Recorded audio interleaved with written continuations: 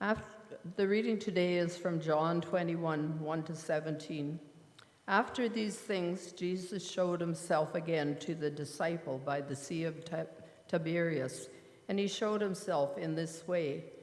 Gathered there together were Simon Peter Thomas, called the twin, Nathanael of Cana in Galilee, the son of Zebedee, and two others of his disciples. Simon Peter said to them, "I am going fishing." They said to him, "We will go with you." They went out and got into the boat, but that night they caught nothing. Just after daybreak, Jesus stood on the beach, but the disciples did not know that it was Jesus. Jesus said to them, "Children, you have no fish, have you?" They answered, "No." He said to them, "Cast the net on the right side of the boat, and you will find some." So they cast it, and now they were not able to haul it in because there were so many fish. That disciple whom Jesus loved said to Peter, "It is the Lord." When Simon Peter heard that it was the Lord, he put on his outer garment, for he had taken it off, and jumped into the sea. But the other disciples came in the boat, dragging the net full of fish, for they were not far from the land, only about 100 yards off. When they had gone ashore, they saw a charcoal fire there, with fish on it and bread. Jesus said to them, "Bring some of the fish that you have just caught." So Simon Peter went aboard and hauled the net ashore, full of large fish, 153 of them. And though they were so many, the net was not torn. Jesus said to them, "Come and have breakfast." Now none of the disciples dared to ask him, "Who are you?" because they knew it was the Lord. Jesus came and took the bread and gave it to them, and did the same with the fish. This is now the third time that Jesus appeared to the disciples after he was raised from the dead. When they had finished breakfast, Jesus said to Simon Peter, "Simon, son of John, do you love me more than these?" He said to him, "Yes, Lord, you know that I love you." Jesus said to him, "Feed my lambs." A second time he said to him, "Simon, son of John, do you love me?" He said to him, "Yes, Lord, you know that I love you." And Jesus said to him, "Feed my sheep." He said to him the third time, "Simon, son of John, do you love me?" And Peter felt hurt because he said it to him the third time, "Do you love me?" And he said to him, "Lord, you know everything, you know that I love you." Jesus said to him, "Feed my sheep. Very truly, I tell you, when you were younger, you used to fasten your..." Oh, I don't think it's... Is that all? Okay, that ends the reading for today.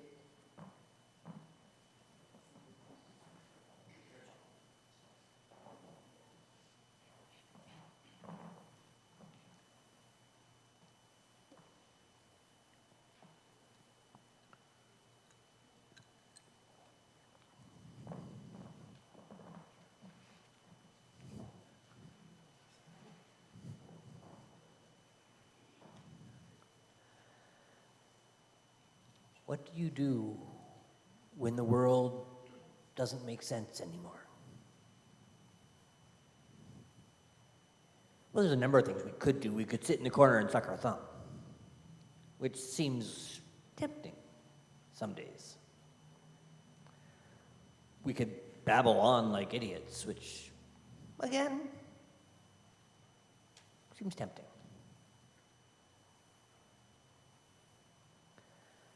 These 7 disciples have decided to go home. They've decided to go back to what they know. They went to Jerusalem. They saw an arrest, a trial, an execution. They've had this experience of the risen Christ, and now they go home. Because home, we hope, is where things make sense. That may be misplaced hope. But home is the place where we're familiar. And so while they're there, Peter says, I'm going fishing, because that's what he knows. Whenever I read this story from John 21, I see Peter trying to go back to some sense of normalcy. Turns out you can't always go home again. But Peter's a fisherman. It's why the papal ring is called the fisherman's ring. Because the Pope is the descendant, the inheritor of Peter, the fisherman. So he goes out to fish. And his friends say, well, we'll come along, because it's more fun than sitting on the shore watching somebody fish. And they fish all night. And they catch nothing.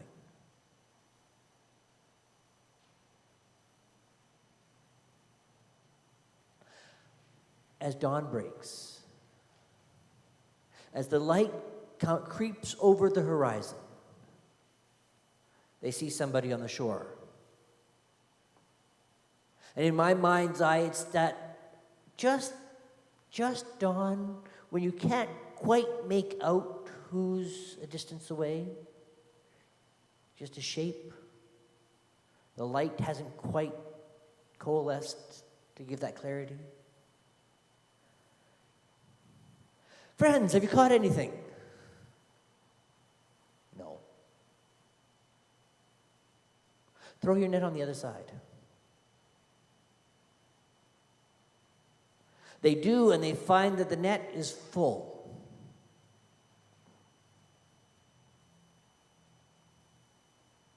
And in that moment, they recognize what's happened.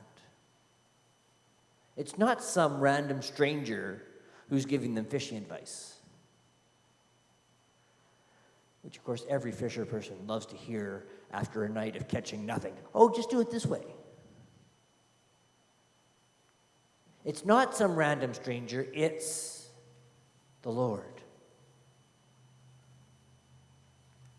And Peter is so excited that he throws on his outer garment and jumps into the sea.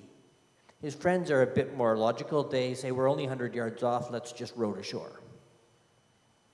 Peter tends to be a little impetuous sometimes.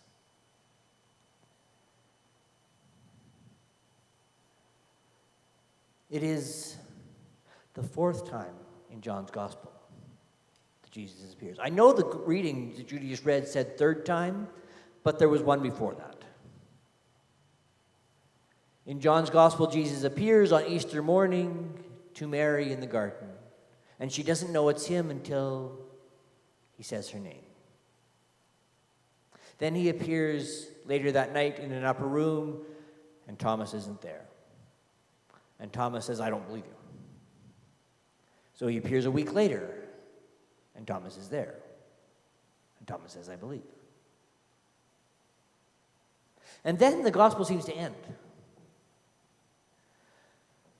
But we've got this added story, sort of like an appendix, an epilogue. Oops, I forgot to tell you something. And it's this fourth appearance. Not in Jerusalem, not in the garden, not where all this stuff went down, but in Galilee, at home, where they first met him.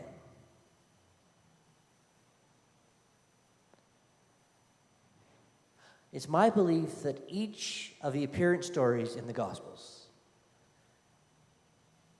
says a little bit different, tells us a little bit different thing about Easter. There are similarities, to be sure, but each one highlights something different.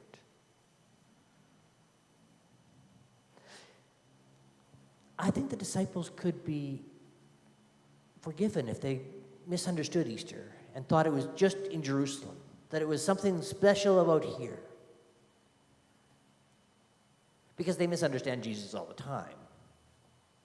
Jesus told them in the Synoptic Gospels, in Matthew, Mark, and Luke, the risen Christ says to Mary or the other women, tell the disciples to go back to Galilee. I'll meet them there.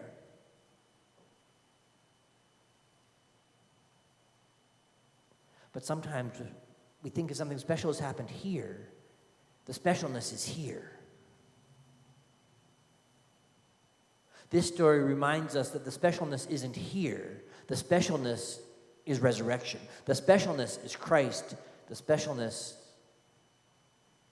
is wherever Christ can be found.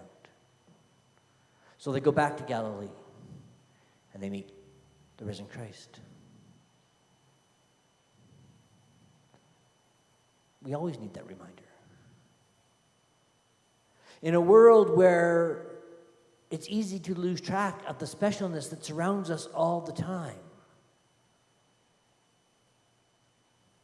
The specialness of God's presence isn't just found in a church sanctuary. It isn't just found walking along the lakeshore. It isn't just found walking down the Bear Creek trails.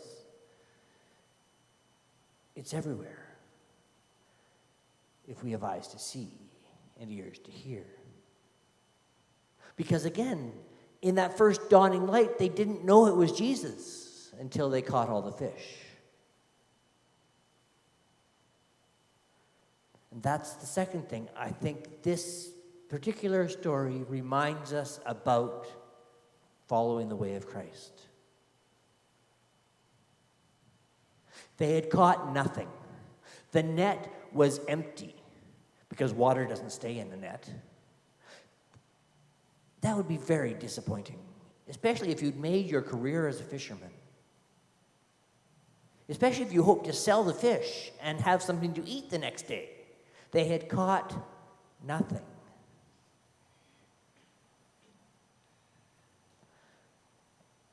But let me remind you of a story that appears very early in John's Gospel. They're at a wedding. And the mother of Jesus comes up to him and says, they've run out of wine. There's no more. Which puts a bit of a damper on the party. Or another story. There's a crowd on a hillside, thousands of people, and it's getting near supper time, and the disciples say, how are we supposed to feed all these people? We don't have money to buy them food.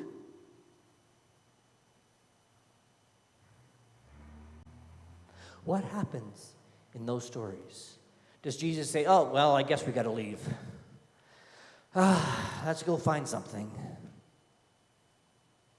No. He takes gallons of water and turns them into wine. He takes a few loaves and fishes and feeds thousands of people. He takes an empty net and says, throw it over there. And it's full of fish. This appearance story reminds us that following the way of Christ is to follow the way of life, and that in abundance. Where we're sure there's nothing. The wine's run out. We don't have money to buy all these people food. The net is empty. There's abundance. There's more than enough.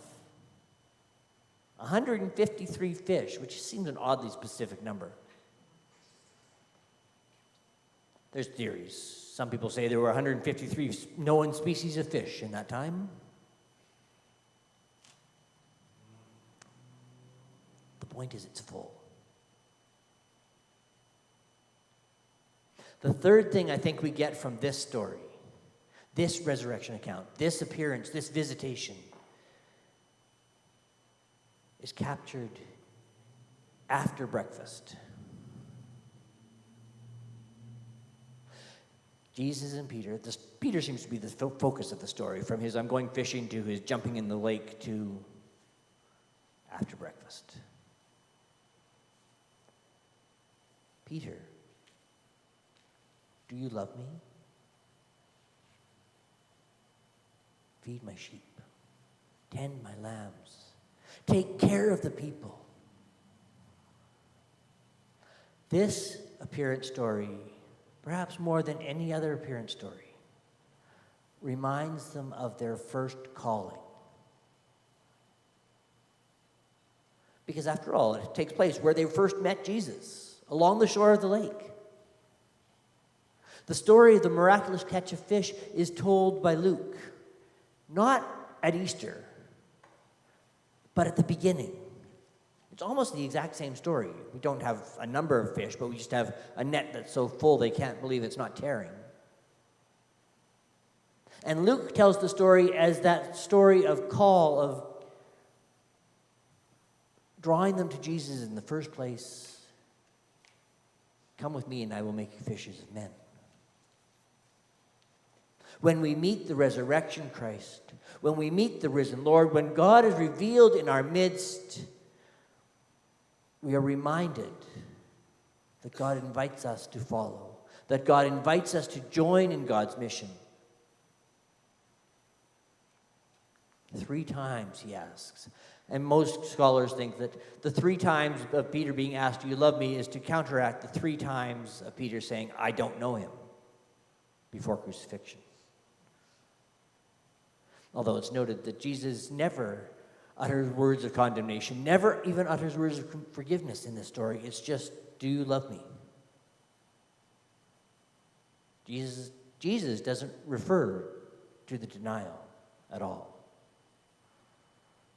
I think it's one of the holes we like to fill in when we say, "Oh, that matches that." And humans like patterns.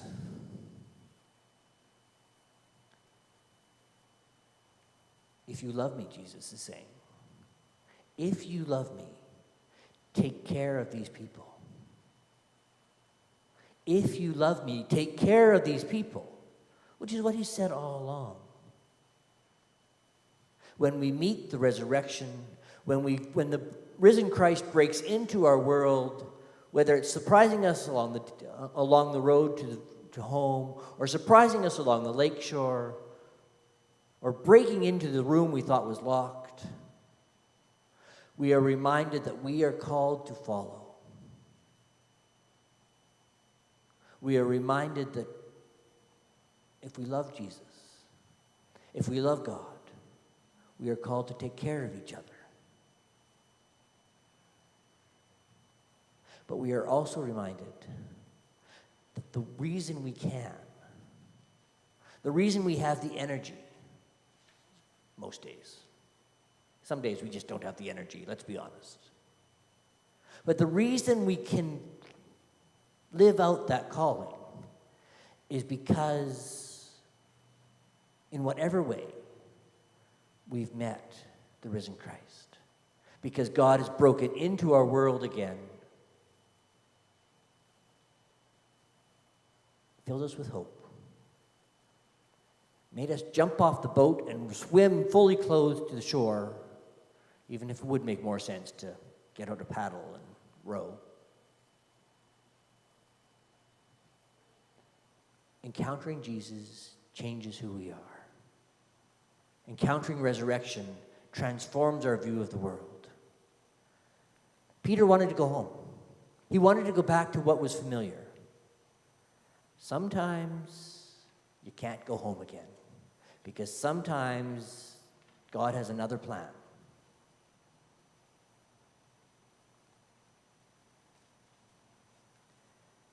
When we encounter God, as the hymn we're going to sing in a few minutes reminds us, follow me, Jesus says, and your life will never be the same again. Which I still think is a mixed message in terms of encouraging people to follow you. But it's true. God changes us.